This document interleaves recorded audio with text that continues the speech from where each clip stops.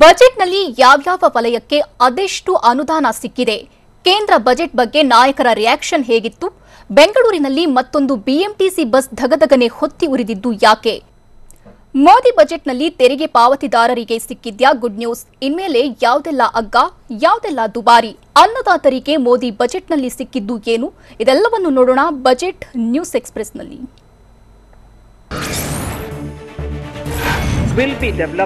ಕೇಂದ್ರ ವಿತ್ತ ಸಚಿವೆ ನಿರ್ಮಲಾ ಸೀತಾರಾಮನ್ 2022-23ನೇ ಸಾಲಿನ ಬಜೆಟ್ ಮಂಡಿಸಿದ್ದಾರೆ. ಇದೇ ವೇಳೆ 2022ರಲ್ಲಿ ಆರ್ಥಿಕತೆ ಶೇಕಡಾ 9.27ರಷ್ಟು ಬೆಳವಣಿಗೆಯಾಗುವ ಅಂದಾಜಿಸಲಾಗಿದೆ ಅಂತ ಹೇಳಿದ್ರು. ಕಳೆದ ವರ್ಷದ ಬಜೆಟ್ ಘೋಷಣೆಯಿಂದ ಆರ್ಥಿಕತೆ ಪ್ರಗತಿಯಾಗಿದ್ದು, ಸದ್ಯದಲ್ಲೇ ಎಲ್ಐಸಿಯಿಂದ ಐಪಿಒ ಬಿಡುಗಡೆ ಮಾಡ್ತೇವೆ, ಮುಂದಿನ 25 ವರ್ಷ ಗುರಿಯಾಗಿಟ್ಕೊಂಡು ಬಜೆಟ್ ಮಂಡನೆ ಮಾಡ್ತೇವೆ ಅಂತ ನಿರ್ಮಲಾ ಸೀತಾರಾಮನ್ ಹೇಳಿದ್ರು. ತೆರಿಗೆ ಪಾವತಿದಾರರಿಗೆ ಕೇಂದ್ರ ಸರ್ಕಾರ ಯಾವುದೇ ರಿಲೀಫ್ ನೀಡಿಲ್ಲ. ನೇರ ತೆರಿಗೆಯಲ್ಲಿ ಯಾವುದೇ ಬದಲಾವಣೆ ಇಲ್ಲ ಅಂತ ಕೇಂದ್ರ ಸಚಿವೆ ನಿರ್ಮಲಾ ಸೀತಾರಾಮನ್ ಹೇಳಿದ್ದಾರೆ. ಆದಾಯ ತೆರಿಗೆ ಸ್ಲ್ಯಾಬ್ನಲ್ಲಿ ಬದಲಾವಣೆ ಇಲ್ಲ. ಕಳೆದ ಬಾರಿ ಜಾರಿ ಮಾಡಿದ ಟ್ಯಾಕ್ಸ್ ಸ್ಲ್ಯಾಬ್ಗಳು ಯಥಾಸ್ಥಿತಿಯಂತೆ ಮುಂದುವರಿಯಲಿದೆ. ಆದಾಯ ತೆರಿಗೆದಾರರಿಗೆ ಈ ಬಾರಿಯ ಬಜೆಟ್ನಲ್ಲಿ ಸಿಹಿಯೂ ಇಲ್ಲ, ಕಹಿಯೂ ಇಲ್ಲ. ಟ್ಯಾಕ್ಸ್ ಸ್ಲ್ಯಾಬ್ಗಳು ಯಥಾಸ್ಥಿತಿ ಇದ್ದು, ಆದಾಯ ತೆರಿಗೆ ವಿನಾಯಿತಿ ಮಿತಿಯಲ್ಲಿ ಯಾವುದೇ ಬದಲಾವಣೆ ಮಾಡಿಲ್ಲ. 5ರಿಂದ 7.5 ಲಕ್ಷದವರೆಗೆ ಶೇಕಡಾ 10, 7.5ರಿಂದ 10 ಲಕ್ಷದ ಆದಾಯದವರಿಗೆ ಶೇಕಡಾ 15, 10 ಲಕ್ಷದಿಂದ 12.5 ಲಕ್ಷ ಆದಾಯ ಹೊಂದುವವರಿಗೆ ಶೇಕಡಾ 20 ಹಾಗೂ 12.5 ಲಕ್ಷದಿಂದ 15 ಲಕ್ಷದ ಆದಾಯ ಇರುವವರಿಗೆ ಶೇಕಡಾ 25 ಹಾಗೂ 15 ಲಕ್ಷ ರೂಪಾಯಿಗಿಂತ ಮೇಲ್ಪಟ್ಟವರು ಶೇಕಡಾ 20ರಷ್ಟು ತೆರಿಗೆ ಕಟ್ಟಬೇಕಾಗಿದೆ. ಕೇಂದ್ರ ಸರ್ಕಾರ ದೇಶದಲ್ಲಿ ಹೊಸ ರಿಟರ್ನ್ಸ್ ಪರಿಚಯ ಮಾಡಿದೆ. ತೆರಿಗೆ ಪಾವತಿ ರಿಟರ್ನ್ ಸಲ್ಲಿಕೆಗೆ ಹೊಸ ನೀತಿ ಜಾರಿ ಮಾಡಿದ್ದು, ತೆರಿಗೆ ಸಲ್ಲಿಕೆ ವೇಳೆ ಸಮಸ್ಯೆ ಕಂಡು ಬಂದರೆ 2 ವರ್ಷದೊಳಗೆ ತಪ್ಪು ಸರಿಪಡಿಸುವುದಕ್ಕೆ ಅವಕಾಶ ಕಲ್ಪಿಸಿದೆ. ಜೊತೆಗೆ ರಾಜ್ಯ ಕೇಂದ್ರ ನೌಕರರಿಗೆ ಟಿಡಿಎಸ್ 10ರಿಂದ 14ಕ್ಕೆ ಇಳಿಕೆ ಮಾಡಿದೆ. 2022-23ರಲ್ಲಿ reserve bank of India digital currency ಬಿಡುಗಡೆ ಮಾಡಲಿದೆ. ಬ್ಲಾಕ್ ಚೈನ್ ತಂತ್ರಜ್ಞಾನ ಬಳಸಿ ಡಿಜಿಟಲ್ ಕರೆನ್ಸಿ ಬಿಡುಗಡೆ ಮಾಡುವುದಾಗಿ ನಿರ್ಮಲಾ ಸೀತಾರಾಮನ್ ಹೇಳಿದ್ದಾರೆ. ಇನ್ನು 50 ವರ್ಷಗಳ ಕಾಲ ರಾಜ್ಯಗಳ ಆರ್ಥಿಕ ಅಭಿವೃದ್ಧಿಗಾಗಿ ರಾಜ್ಯ ಸರ್ಕಾರಗಳಿಗೆ ಬಡ್ಡಿ ರಹಿತವಾಗಿ 1 ಲಕ್ಷ ಕೋಟಿ ರೂಪಾಯಿ ಸಾಲ ನೀಡುವುದಾಗಿ ತಿಳಿಸಿದ್ದಾರೆ. ವರ್ಚುವಲ್ ಡಿಜಿಟಲ್ ಕರೆನ್ಸಿ ಆದಾಯಕ್ಕೆ ಕೇಂದ್ರ ಸರ್ಕಾರ ಬಿಗ್ ಶಾಕ್ ಕೊಟ್ಟಿದೆ. ಡಿಜಿಟಲ್ ಕರೆನ್ಸಿ ಆದಾಯದ ಮೇಲೆ ಕೇಂದ್ರ ಸರ್ಕಾರ ಶೇಕಡಾ 30ರಷ್ಟು ತೆರಿಗೆ ವಿಧಿಸಿದೆ. ಡಿಜಿಟಲ್ ಅಸೆಟ್ಸ್ ವರ್ಗಾವಣೆ ಮೇಲೆ ಬರುವ ಆದಾಯಕ್ಕೆ ಟ್ಯಾಕ್ಸ್ ವಿಧಿಸಿದೆ. ಈ ಸಾಲಿನಿಂದಲೇ ಕ್ರಿಪ್ಟೋ ಕರೆನ್ಸಿ ಮೇಲೆಯೂ ತೆರಿಗೆ ಶಾಕ್ ಕೊಟ್ಟಿದೆ. ಮಧ್ಯಮ ವರ್ಗದ ಜನರಿಗೆ ಕೇಂದ್ರ ಸರ್ಕಾರ ರಿಲೀಫ್ ಕೊಟ್ಟಿದ್ದು, ಬಟ್ಟೆ, ಚಪ್ಪಲಿ, ಚರ್ಮದ ಉತ್ಪನ್ನಗಳ ಬೆಲೆ ಇಳಿಕೆ ಮಾಡಿದೆ. ಎಲೆಕ್ಟ್ರಾನಿಕ್ಸ್ ಉಪಕರಣಗಳ ಬೆಲೆಯೂ ಇಳಿಕೆ ಮಾಡಿರುವುದಾಗಿ ಕೇಂದ್ರ ವಿತ್ತ ಸಚಿವೆ ನಿರ್ಮಲಾ ಸೀತಾರಾಮನ್ ಹೇಳಿದ್ದಾರೆ. ಚಿನ್ನ ಮತ್ತು ವಜ್ರಾಭರಣಗಳ ದರಗಳನ್ನು ಕಡಿಮೆ ಮಾಡುವ ನಿಟ್ಟಿನಲ್ಲಿ ಕೇಂದ್ರ ಸರ್ಕಾರ ಕ್ರಮ ಕೈಗೊಂಡಿದೆ ಅಂತ ನಿರ್ಮಲಾ ಸೀತಾರಾಮನ್ ತಿಳಿಸಿದ್ದಾರೆ. ಚಿನ್ನ, ವಜ್ರಾಭರಣಗಳ ಮೇಲಿನ ತೆರಿಗೆ ಇಳಿಕೆ ಮಾಡಿದ್ದು, ಡೈಮಂಡ್ ಕಸ್ಟಮ್ಸ್ ಡ್ಯೂಟಿ ಶೇಕಡಾ 5ರಷ್ಟು ಕಡಿತ ಮಾಡಿದ್ದಾರೆ. ದೇಶದ ಅನ್ನದಾತರಿಗೆ ಕೇಂದ್ರ ಸರ್ಕಾರ ಗುಡ್ ನ್ಯೂಸ್ ನೀಡಿದೆ. ಕೃಷಿ ಉಪಕರಣ, ವಿದೇಶಿ ಉತ್ಪನ್ನಗಳ ಬೆಲೆ ಇಳಿಕೆ ಮಾಡುವುದಾಗಿ ಕೇಂದ್ರ ವಿತ್ತ ಸಚಿವೆ ನಿರ್ಮಲಾ ಸೀತಾರಾಮನ್ ಹೇಳಿದ್ದಾರೆ. ಅಲ್ಲದೆ ಮೊಬೈಲ್ ಚಾರ್ಜರ್ಗಳ ಬೆಲೆ ಇಳಿಕೆ ಮಾಡಿದ್ದಾರೆ. ಜೊತೆಗೆ ಕಾರ್ಪೊರೇಟ್ ಸರ್ಚಾರ್ಜ್ನ ಶೇಕಡಾ 12ರಿಂದ ಶೇಕಡಾ 7ಕ್ಕೆ ಕಡಿತಗೊಳಿಸಿದ್ದಾರೆ.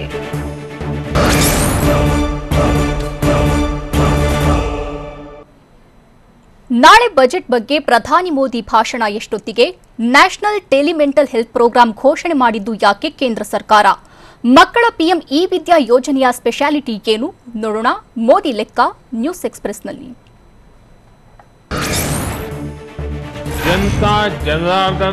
ಬಜೆಟ್ಗೆ ಜನಸಾಮಾನ್ಯರು ಎಲ್ಲರಿಂದ ಉತ್ತಮ ಪ್ರತಿಕ್ರಿಯೆ ಸಿಗ್ತಿದೆ ಅಂತ ಕೇಂದ್ರ ಬಜೆಟ್ ಬಳಿಕ ಪ್ರಧಾನಿ ನರೇಂದ್ರ ಮೋದಿ ಹೇಳಿದ್ದಾರೆ.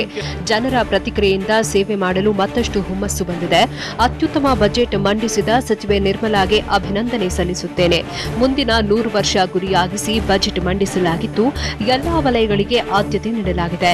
ನಾಳೆ ಬೆಳಗ್ಗೆ 11 ಗಂಟೆಗೆ ಬಜೆಟ್ ಬಗ್ಗೆ ವಿಸ್ತೃತ ಭಾಷಣ ಮಾಡುತ್ತೇನೆ ಅಂತ ಪ್ರಧಾನಿ ಮೋದಿ ತಿಳಿಸಿದ್ದಾರೆ.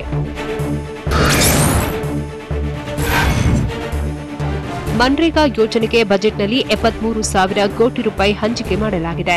ಕಳೆದ ಬಾರಿ ಪರಿಷ್ಕೃತ ಅಂದಾಜು ಪ್ರಕಾರ ನರೇಗಾ ಯೋಜನೆಗೆ 98,000 ಕೋಟಿ ರೂಪಾಯಿ ಹಂಚಿಕೆ ಮಾಡಿದ್ದರು.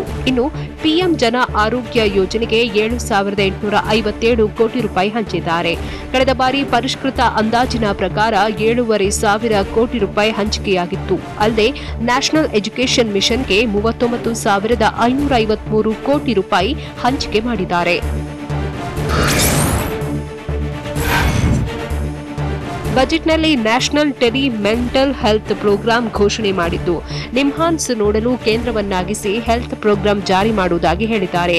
ಕೊರೋನಾ ಕಾಲದಲ್ಲಿ ಮಾನಸಿಕ ಆರೋಗ್ಯ ಅಭಿವೃದ್ಧಿಗೆ ಬೆಂಗಳೂರು ಐಐಟಿ ಸಹಯೋಗದಲ್ಲಿ ಟೆಲಿ ಹೆಲ್ತ್ ಸ್ಕೀಮ್ ಘೋಷಿಸಿದ್ದಾರೆ. ಅಲ್ಲದೆ ಪ್ರಧಾನಿ ಆವಾಸ್ ಯೋಜನೆ ಅಡಿಯಲ್ಲಿ 80 ಲಕ್ಷ ಮನೆಗಳನ್ನು ಹಂಚಲಿದ್ದು, ಸಣ್ಣ ಸಣ್ಣ ನಗರಗಳ ಅಭಿವೃದ್ಧಿ ಯೋಜನೆಗೆ ಕೇಂದ್ರ ಆದ್ಯತೆ ನೀಡಿದೆ.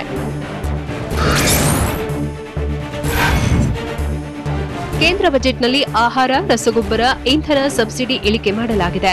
ಕಳೆದ ವರ್ಷದ ಬಜೆಟ್ಗೆ ಹೋಲಿಸಿದರೆ ಶೇಕಡಾ 26.6 ಅನುದಾನವನ್ನು ಕಡಿತಗೊಳಿಸಲಾಗಿದೆ. ಆಹಾರ ಸಬ್ಸಿಡಿಗೆ 2.7 ಲಕ್ಷ ಕೋಟಿ ಹಂಚಿಕೆ ಮಾಡಲಾಗಿದ್ದು, ಶೇಕಡಾ 27.8 ಅನುದಾನ ಕಡಿತ ಮಾಡಲಾಗಿದೆ. ರಸಗೊಬ್ಬರ ಸಬ್ಸಿಡಿಗೆ 1.5 ಲಕ್ಷ ಕೋಟಿ ನೀಡಿದ್ದು, ಶೇಕಡಾ 24.9 ಕಡಿತಗೊಳಿಸಲಾಗಿದೆ.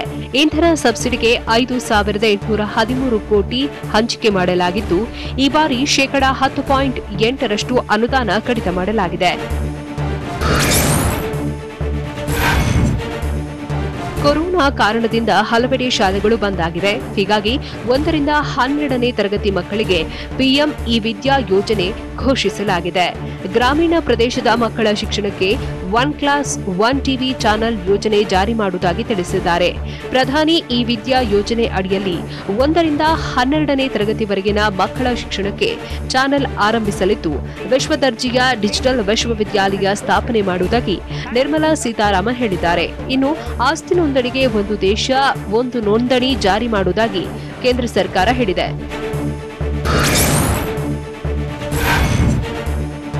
ಮೂರು ವರ್ಷದಲ್ಲಿ ಪಿಎಂ ಗತಿ ಶಕ್ತಿ ಯೋಜನೆಯಡಿ 100 ಕಾರ್ಗೋ ಟರ್ಮಿನಲ್ ನಿರ್ಮಾಣ ಮಾಡಲಿದ್ದು, 2023 ಅಂತಾರಾಷ್ಟ್ರೀಯ ಸಿರಿಧಾನ್ಯಗಳ ವರ್ಷ ಅಂತ ಘೋಷಿಸಿದ್ದಾರೆ. ರಾಸಾಯನಿಕ ಮುಕ್ತ ನೈಸರ್ಗಿಕ ಕೃಷಿಗೆ ಪ್ರೋತ್ಸಾಹ ನೀಡಲಿದ್ದು, ಕನಿಷ್ಠ ಬೆಂಬಲ ಬೆಲೆ ಘೋಷಣೆಗೆ 2.87 ಲಕ್ಷ ಕೋಟಿ ಮೀಸಲಿಟ್ಟಿದ್ದಾರೆ. ಕಳೆದ ವರ್ಷ ಎಂಎಸ್ಪಿಗೆ 2.42 ಕೋಟಿ ರೂಪಾಯಿ ನೀಡಲಾಗಿದ್ದು, ಪ್ರಸಕ್ತ ವರ್ಷ ಎಂಎಸ್ಪಿಯನ್ನ 2.37 ಕೋಟಿಗೆ ಇಳಿಕೆ ಮಾಡಿದ್ದಾರೆ. ಇನ್ನು ಖಾದ್ಯ ತೈಲ ಆಮದು ಕಡಿಮೆ ಮಾಡಲು ಪ್ರೋತ್ಸಾಹ, ಭೂ ದಾಖಲೆಗಳು ಡಿಜಿಟಲೀಕರಣ, ಬೆಳೆ ಮೌಲ್ಯಮಾಪನಕ್ಕೆ ಕಿಸಾನ್ ಡ್ರೋನ್ ಬಳಕೆ ಮಾಡುವುದಾಗಿ ತಿಳಿಸಿದ್ದಾರೆ.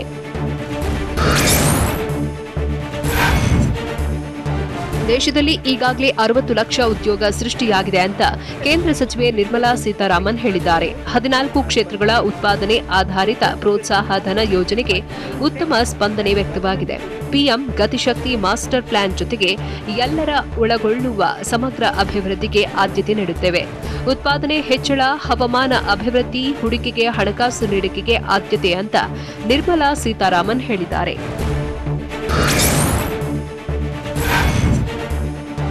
2022-23ರಲ್ಲಿ 25,000 ಕಿಲೋಮೀಟರ್ ರಾಷ್ಟ್ರೀಯ ಹೆದ್ದಾರಿ ಅಭಿವೃದ್ಧಿಗೆ ಆದ್ಯತೆ ನೀಡುವುದಾಗಿ ನಿರ್ಮಲಾ ಸೀತಾರಾಮನ್ ಘೋಷಿಸಿದ್ದಾರೆ. ರೈತರಿಗೆ 1 ಸ್ಟೇಷನ್ 1 ಪ್ರಾಡಕ್ಟ್ ಯೋಜನೆ, 4 ಸ್ಥಳಗಳಲ್ಲಿ ಮಲ್ಟಿ ಮಾಡೆಲ್ ಲಾಜಿಸ್ಟಿಕ್ ಪಾರ್ಕ್ ಸ್ಥಾಪನೆ ಮಾಡುವುದಾಗಿ ತಿಳಿಸಿದ್ದಾರೆ. ಇನ್ನು ಮುಂದಿನ 3 ವರ್ಷಗಳಲ್ಲಿ 400 ವಂದೇ ಭಾರತ್ ರೈಲು ಉತ್ಪಾದನೆ ಜೊತೆಗೆ ಹೊಸ ವಿಧಾನದಲ್ಲಿ ಮೆಟ್ರೋ ರೈಲಿಗೆ ಹಣ ಹೂಡಿಕೆ ಮಾಡುವುದಾಗಿ ನಿರ್ಮಲಾ ಸೀತಾರಾಮನ್ ಹೇಳಿದ್ದಾರೆ. ನದಿಗಳ ಜೋಡಣೆಗೆ ಕೇಂದ್ರ ಸರ್ಕಾರ ಗ್ರೀನ್ ಸಿಗ್ನಲ್ ತೋರಿದೆ. ಕಾವೇರಿ ಪೆನ್ನಾರ್ ನದಿ ಜೋಡಣೆಗೆ ಒಪ್ಪಿಗೆ ಸೂಚಿಸಲಾಗಿದೆ. ಜೊತೆಗೆ ಗೋದಾವರಿ ಕೃಷ್ಣ ಪೆನ್ನಾರ್ ನದಿ ಜೋಡಣೆಗೂ ಅಸ್ತು ಎಂದಿದೆ.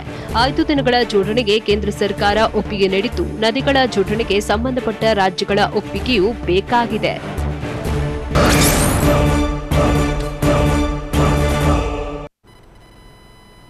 ಬಜೆಟ್ನಲ್ಲಿ ಸಹಕಾರ ಸಂಘಗಳಿಗೆ ಗುಡ್ ನ್ಯೂಸ್ ಕೊಟ್ಟಿದ್ದು ಹೇಗೆ? ಡಿಜಿಟಲ್ ಬ್ಯಾಂಕ್ ಎಲ್ಲೆಲ್ಲಿ ತಲೆ ಎತ್ತಲಿವೆ? ಇನ್ಮೇಲೆ ಪಾಸ್ಪೋರ್ಟ್ ಹೇಗೆ ಪಡಿಬಹುದು ಗೊತ್ತಾ? ಇದೆಲ್ಲವನ್ನು ನೋಡೋಣ ನಿರ್ಮಲಾ ಲೆಕ್ಕ ನ್ಯೂಸ್ ಎಕ್ಸ್‌ಪ್ರೆಸ್‌ನಲ್ಲಿ.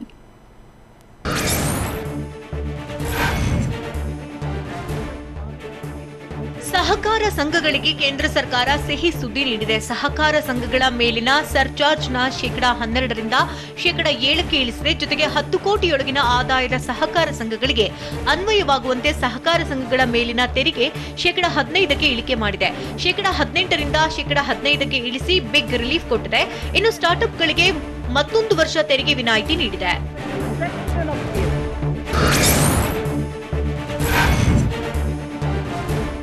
ದೇಶದಲ್ಲಿ 2022ರಲ್ಲಿ 5G ಸೇವೆ ಆರಂಭ ಆಗಲಿದೆ. ಈ ಬಗ್ಗೆ ಕೇಂದ್ರ ಸಚಿವೆ ನಿರ್ಮಲಾ ಸೀತಾರಾಮನ್ ಮಾಹಿತಿ ನೀಡಿದ್ದು 2022ರಲ್ಲೇ 5G ತರಂಗಾಂತರಗಳ ಹರಾಜು ಪ್ರಕ್ರಿಯೆ ನಡೆಯಲಿದೆ ಅಂತ ಹೇಳಿದ್ದಾರೆ. ದೇಶದ ಪ್ರತಿ ಹಳ್ಳಿಗೆ ಫೈಬರ್ ಆಪ್ಟಿಕಲ್ ಕೇಬಲ್ ಅಳವಡಿಕೆ ಮಾಡಲಿದ್ದು 5Gಯಲ್ಲೂ ಉತ್ಪಾದನಾ ಆಧಾರಿತ ಪ್ರೋತ್ಸಾಹ ಧನ ಯೋಜನೆ ಜಾರಿ ಮಾಡಲಿದ್ದಾರೆ. ಇನ್ನು ಅನಿಮೇಷನ್, ವಿಜುವಲೈಸೇಷನ್, ಗೇಮಿಂಗ್, ಕಾಮಿಕ್ಗೆ ಟಾಸ್ಕ್ ಫೋರ್ಸ್ ಸ್ಥಾಪನೆ ಮಾಡುವುದಾಗಿ ತಿಳಿಸಿದ್ದಾರೆ.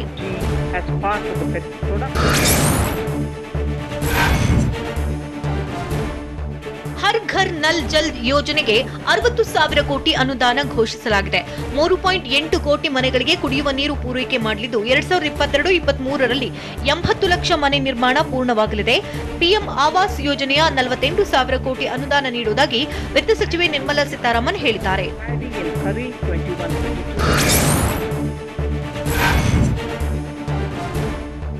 ಅಭಿವೃದ್ಧಿಯಲ್ಲಿ ಕೆಲ ಜಿಲ್ಲೆಗಳು ಹಿಂದುಳಿದಿದ್ದು 1.5 ಲಕ್ಷ ಅಂಚೆ ಕಚೇರಿಗಳು ಕೋರ್ ಬ್ಯಾಂಕ್ ಆಗಿ ಅಭಿವೃದ್ಧಿ ಮಾಡುವುದಾಗಿ ಕೇಂದ್ರ ಸರ್ಕಾರ ಹೇಳಿದೆ. ಗ್ರಾಮೀಣ ಭಾಗದ ಅಭಿವೃದ್ಧಿಗೆ ಅಂಚೆ ಕಚೇರಿಗಳು ಸಹಾಯಕಾರಿಯಾಗಿವೆ. ಹೀಗಾಗಿ ಅಂಚೆ ಕಚೇರಿಗಳನ್ನ ಕೋರ್ ಬ್ಯಾಂಕ್ಗಳಾಗಿ ಪರಿವರ್ತನೆ ಮಾಡಲಿದ್ದು 75 ಜಿಲ್ಲೆಗಳಲ್ಲಿ 75 ಡಿಜಿಟಲ್ ಬ್ಯಾಂಕ್ ನಿರ್ಮಾಣ ಮಾಡ್ತೇವೆ ಅಂತ ನಿರ್ಮಲಾ ಸೀತಾರಾಮನ್ ಹೇಳಿದ್ದಾರೆ. ಅಲ್ಲದೆ ಕೇಂದ್ರದ 1,483 ಅನವಶ್ಯಕ ಕಾನೂನು ರದ್ದು ಮಾಡುವುದಾಗಿ ತಿಳಿಸಿದ್ದಾರೆ.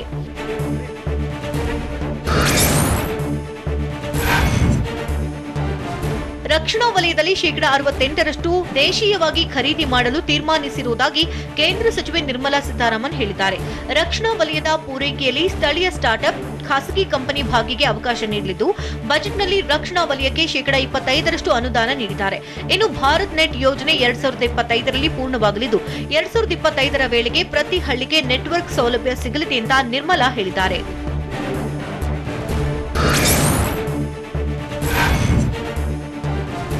2023ರಲ್ಲಿ ಇ ಪಾಸ್ಪೋರ್ಟ್ ಜಾರಿಗೊಳಿಸಲಾಗುವುದಾಗಿ ಹಣಕಾಸು ಸಚಿವೆ ನಿರ್ಮಲಾ ಸೀತಾರಾಮನ್ ಹೇಳಿದ್ದಾರೆ. ಹೊಸ ತಂತ್ರಜ್ಞಾನದೊಂದಿಗೆ ಚಿಪ್ ಒಳಗೊಂಡ ಇ ಪಾಸ್ಪೋರ್ಟ್ ಜಾರಿಯಾಗಲಿದೆ. ಇನ್ನು ಉದ್ಯಮ ಸರಳೀಕರಣಕ್ಕೆ ಏಕಗವಾಕ್ಷಿ ಸಿಸ್ಟಮ್ ಜಾರಿ ಮಾಡಲಿದ್ದು ಎಂಎಸ್ಎಂಇಗಳಿಗೆ ಮುಂದಿನ 5 ವರ್ಷಗಳಲ್ಲಿ 6,000 ಕೋಟಿ ರೂಪಾಯಿ ನೀಡುವುದಾಗಿ ತಿಳಿಸಿದ್ದಾರೆ.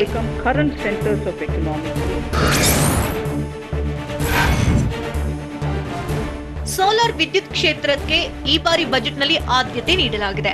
19,500 ಕೋಟಿ ಅನುದಾನದ ಜೊತೆಗೆ ಸೋಲಾರ್ ಕ್ಷೇತ್ರಕ್ಕೆ ಸಾಥ್ ಕೊಟ್ಟಿದ್ದು 2030ರ ಒಳಗೆ 280 ಗಿಗಾವ್ಯಾಟ್ ಸೋಲಾರ್ ವಿದ್ಯುತ್ ಗುರಿ ಹೊಂದಲಾಗಿದೆ. ಜೊತೆಗೆ ದೊಡ್ಡ ದೊಡ್ಡ ಕಟ್ಟಡಗಳಲ್ಲೇ ಇಂಧನ ಉಳಿತಾಯ ಯೋಜನೆಗಳಿಗೆ ಉತ್ತೇಜಿಸಲು ಸ್ಕೀಮ್ ಹೊಂದಲಾಗಿದೆ.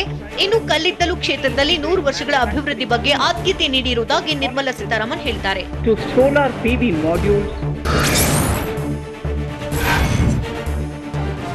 ಸಂಕಷ್ಟ ಕಾಲದಲ್ಲೂ ಜಿಎಸ್ಟಿ ಸಂಗ್ರಹ ಉತ್ತಮವಾಗಿದೆ ಅಂತ ಕೇಂದ್ರ ವಿತ್ತ ಸಚಿವೆ ನಿರ್ಮಲಾ ಸೀತಾರಾಮನ್ ಹೇಳಿದ್ದಾರೆ.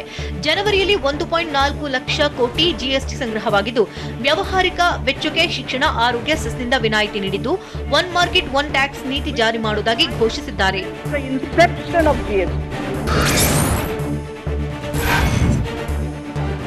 ಅರಣ್ಯ ಕೃಷಿ ಕಾರ್ಯಕ್ರಮ ಮಾಡುವವರಿಗೆ ಆರ್ಥಿಕ ನೆರವು ನೀಡುವುದಾಗಿ ಕೇಂದ್ರ ಸರ್ಕಾರ ಹೇಳಿದೆ. ಪರಿಶಿಷ್ಟ ಜಾತಿ ಹಾಗೂ ಪರಿಶಿಷ್ಟ ವರ್ಗದ ರೈತರಿಗೆ ಸಹಕಾರ ಸಿಗಲಿದೆ.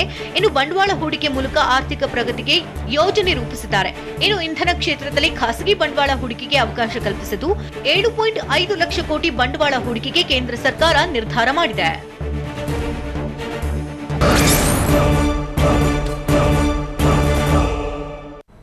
ಕೇಂದ್ರ ಬಜೆಟ್ ಬಗ್ಗೆ ಸಿಎಂ ಬೊಮ್ಮಾಯಿ ಹೇಳಿದ್ದೇನು? ಬಜೆಟ್ನಲ್ಲಿ ಇತಿಹಾಸ ಪುಟ ಸೇರುವ ಘೋಷಣೆ ಮಾಡಿದ್ದಾರೆ ಅಂತ ಹೇಳಿದ್ಯಾರು? 25 ಸಂಸದರು ಸಿಎಂಗೆ ಅಭಿನಂದನೆ ಸಲ್ಲಿಸುತ್ತೇನೆ ಅಂತ ಡಿಕೆಶಿ ವ್ಯಂಗ್ಯವಾಡಿದ್ದು ಯಾಕೆ? ನೋಡೋಣ ಲೀಡರ್ಸ್ ರಿಯಾಕ್ಷನ್ ನ್ಯೂಸ್ ಎಕ್ಸ್‌ಪ್ರೆಸ್‌ನಲ್ಲಿ.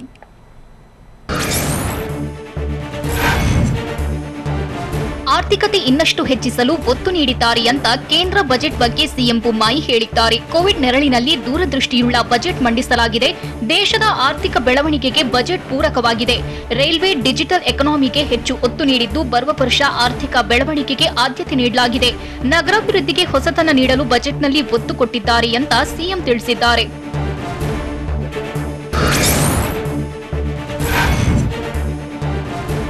ಸರ್ಕಾರ ಜನಪರವಾದ ಆಯವ್ಯಯ ಮಂಡಿಸಿದೆ ಅಂತ ಮಾಜಿ ಸಿಎಂ ಬಿಎಸ್ ಯಡಿಯೂರಪ್ಪ ಮಾಧ್ಯಮ ಪ್ರಕಟಣೆಯಲ್ಲಿ ತಿಳಿಸಿದ್ದಾರೆ. ಬಜೆಟ್ ಆರ್ಥಿಕ ಹಿಂಜರಿತ ಸರಿಪಡಿಸುವ ದೀರ್ಘಾವಧಿ ಆರ್ಥಿಕ ಅಭಿವೃದ್ಧಿ ಗುರಿ ಹೊಂದಿದೆ. ಅಲ್ಲದೆ ಗ್ರಾಮೀಣ ನಗರಾಭಿವೃದ್ಧಿ ಪ್ರದೇಶಗಳ ಅಭಿವೃದ್ಧಿಗೆ ಪೂರಕವಾಗಿದ್ದು ಡಿಜಿಟಲೀಕರಣ ಮತ್ತು ಸ್ವಾವಲಂಬನೆಗೆ ಒತ್ತು ನೀಡಲಾಗಿದೆ.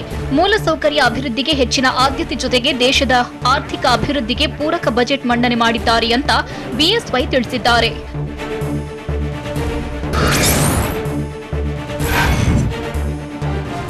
ಕೋವಿಡ್ ಸಮಯದಲ್ಲಿ ಕೇಂದ್ರದಿಂದ ಒಳ್ಳೆಯ ಬಜೆಟ್ ಸಿಕ್ಕಿದೆ ಅಂತ ಬಳ್ಳಾರಿಯಲ್ಲಿ ಸಾರಿಗೆ ಸಚಿವ ಬಿ ಶ್ರೀರಾಮುಲು ಹೇಳಿದ್ದಾರೆ. ಪ್ರಧಾನಿ ನರೇಂದ್ರ ಮೋದಿ, ಕೇಂದ್ರ ವಿತ್ತ ಸಚಿವೆ ನಿರ್ಮಲಾ ಸೀತಾರಾಮನ್ ಅವರಿಗೆ ಅಭಿನಂದನೆ ಸಲ್ಲಿಸುತ್ತೇನೆ. ಜನಪರ ಬಜೆಟ್ ಇದಾಗಿದ್ದು ದೇಶ ವೇಗವಾಗಿ ಬೆಳೆಯಲು ಬಜೆಟ್ ಪೂರಕವಾಗಿದೆ. 5G ತರಲು ಮುಂದಾಗಿದ್ದು ಬಹುದಿನದ ಕನಸು ನನಸಾಗಿಸಿದ್ದಾರೆ. ಇನ್ನು ಸಮಯ ಇದೆ. ನಮ್ಮ ರಾಜ್ಯಕ್ಕೆ ವಿಶೇಷ ಪ್ಯಾಕೇಜ್ ಕೊಡೋ ಸಾಧ್ಯತೆ ಇದೆ. ಕಾದು ನೋಡೋಣ ಅಂತ ಶ್ರೀರಾಮುಲು ತಿಳಿಸಿದ್ದಾರೆ.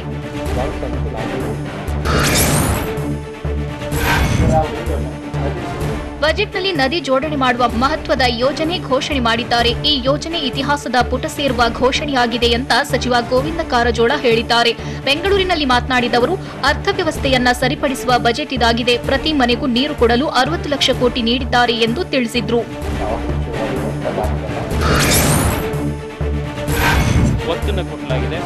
ಇದು ದೂರದೃಷ್ಟಿಯ ಬಜೆಟ್ ಅಂತ ದೆಹಲಿಯಲ್ಲಿ ಬಿಜೆಪಿ ಸಂಸದ ತೇಜಸ್ವಿ ಸೂರ್ಯ ತಿಳಿಸಿದ್ದಾರೆ.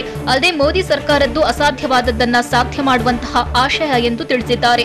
ಮೋದಿ ಸರ್ಕಾರ ಬಂದ ಮೇಲೆ ರಾಜ್ಯಕ್ಕೆ ಒಂದು ಸ್ಕೀಮ್ ಅಂತ ಘೋಷಣೆ ಮಾಡಲ್ಲ.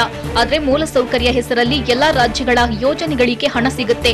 ಕ್ರಿಪ್ಟೋ ಕರೆನ್ಸಿ ಕಾನೂನು ಬಾಹಿರ ಅಂತ ಕೇಂದ್ರ ಸರ್ಕಾರ ಹೇಳಿಲ್ಲ. ಬದಲಿಗೆ ಆರ್ಬಿಐ ತರುವ ಕ್ರಿಪ್ಟೋ ಕರೆನ್ಸಿ ಮೂಲಕ ಡಿಜಿಟಲ್ ಹಣ ಹೂಡಿಕೆ ಮಾಡಬಹುದು ಎಂದು ತೇಜಸ್ವಿ ಸೂರ್ಯ ತಿಳಿಸಿದ್ದಾರೆ. ಸ್ವಾಗತ ಮಾಡುತ್ತೇನೆ ಮತ್ತು ಅಭಿನಂದನೆ ಕೇಂದ್ರ ಬಜೆಟ್ನಲ್ಲಿ ಹೇಳುವಂಥದ್ದು ಏನೂ ಇಲ್ಲ. ಹಸಿದ ಹೊಟ್ಟೆ ಮೇಲೆ ತಣ್ಣೀರ ಬಟ್ಟೆ ಹಾಕಿಕೊಳ್ಳಿ ಎಂದಿದ್ದಾರೆ ಅಂತ ಮಾಜಿ ಸಿಎಂ ಎಚ್ ಡಿ ಕುಮಾರಸ್ವಾಮಿ ವ್ಯಂಗ್ಯವಾಡಿದ್ದಾರೆ. ಚನ್ನಪಟ್ಟಣದಲ್ಲಿ ಮಾತನಾಡಿದವರು, ನದಿ ಜೋಡಣೆ ಜಾರಿಗೆ ಬರಬೇಕು. ಹೆಚ್ಚು ತೆರಿಗೆಯನ್ನ ಹಾಕಿಲ್ಲ, ಅದು ಬಿಟ್ರೆ ಬೇರೆ ಏನೂ ಇಲ್ಲ ಅಂತ ಹೇಳಿದ್ದಾರೆ. ಅಲ್ಲದೆ ಕೇವಲ ಈ ವರ್ಷವನ್ನ ಕಳೆಯುವಂತಹ ಬಜೆಟ್ ಆಗಿದೆ ಎಂದು ಕಿಡಿಕಾರಿದ್ದಾರೆ. ತಣ್ಣೀರ ಬಟ್ಟೆ ಹಾಕೊಂಡು ಮನೆಯಲ್ಲಿ ಮಲಿಕಳಿ ಅಂತ ಹೇಳೋರು.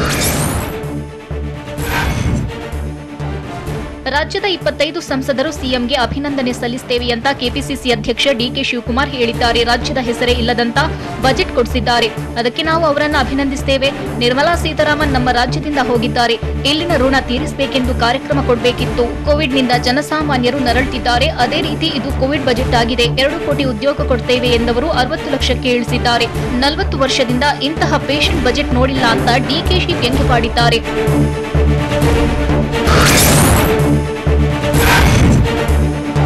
ಇದು ಬಜೆಟ್ ಅಲ್ಲ, ವರದಿ ಹೇಳಿದಂತೆ ಇದೆ ಅಂತ ಕೇಂದ್ರ ಬಜೆಟ್ಗೆ ಸಂಸದ ಡಿಕೆ ಸುರೇಶ್ ವ್ಯಂಗ್ಯವಾಡಿದ್ದಾರೆ. ನವದೆಹಲಿಯಲ್ಲಿ ಮಾತನಾಡಿದವರು, ಬಜೆಟ್ ಯಾವುದೇ ಭರವಸೆಯನ್ನ ಮೂಡಿಸಿಲ್ಲ ಎಂದು ಹೇಳಿದ್ದಾರೆ. ಬಜೆಟ್ನಲ್ಲಿ ಉಪ್ಪು ಹುಳಿ ಖಾರ ಏನೂ ಇಲ್ಲ. ಕೋವಿಡ್ನಿಂದ ಜನರು ತೊಂದರೆಗೆ ಒಳಗಾಗಿದ್ರು. ಹೀಗಾಗಿ ಬಡವರಿಗೆ, ಮಧ್ಯಮ ವರ್ಗಕ್ಕೆ ಏನೂ ನೀಡಿಲ್ಲ. ಬಜೆಟ್ ಬಗ್ಗೆ ಚರ್ಚೆ ಮಾಡಲು ಕೂಡ ಏನೂ ಇಲ್ಲ.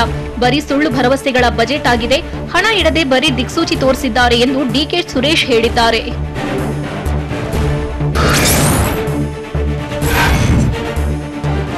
ಇದು ಯುವಕರ ಬಜೆಟ್ಟು ಅಲ್ಲ, ಮಧ್ಯಮ ವರ್ಗದ ಬಜೆಟ್ಟು ಅಲ್ಲ, ಮಹಿಳೆಯರ ಬಜೆಟ್ಟು ಅಲ್ಲ, ಹಮ್ ದೋ ಹಮಾರೆ ದೋ ಎನ್ನೋ ಬಜೆಟ್ ಇದು ಅಂತ ಮಾಜಿ ಸಚಿವ ಪ್ರಿಯಾಂಕ್ ಖರ್ಗೆ ಹೇಳಿದ್ದಾರೆ. ನಿರ್ಮಲಾ ಸೀತಾರಾಮನ್ ಕರ್ನಾಟಕದಿಂದ ಹೋದರೂ ರಾಜ್ಯದ ಆಸೆ ಆಕಾಂಕ್ಷೆ ಏನು ಅನ್ನೋದು ಅವರಿಗೆ ಗೊತ್ತಾಗಿಲ್ಲ. ನಮ್ಮ ಸಂಸದರು ಪ್ರಭಾವ ಬೀರಿ ರಾಜ್ಯಕ್ಕೆ ಏನಾದರೂ ತರ್ತಾರೆ ಎಂಬ ನಿರೀಕ್ಷೆ ಇತ್ತು. ಆದ್ರೆ ಏನೂ ಆಗಿಲ್ಲ. ಕನ್ನಡಿಗರ ಆಸೆಯನ್ನ ಮೋದಿ ಮುಂದೆ ಹೇಳಲು ಯಾಕೆ ಹೆದರ್ತಾರೆ ಅನ್ನೋದು ಗೊತ್ತಿಲ್ಲ. ನಮ್ಮ ಎಂಪಿಗಳು ಅಷ್ಟು ಅಸಮರ್ಥರ, ಅಷ್ಟು ಹೆದರಿಕೆ ಇದೆಯಾ ಅಂತ ಪ್ರಿಯಾಂಕ್ ಖರ್ಗೆ ಪ್ರಶ್ನಿಸಿದ್ದಾರೆ.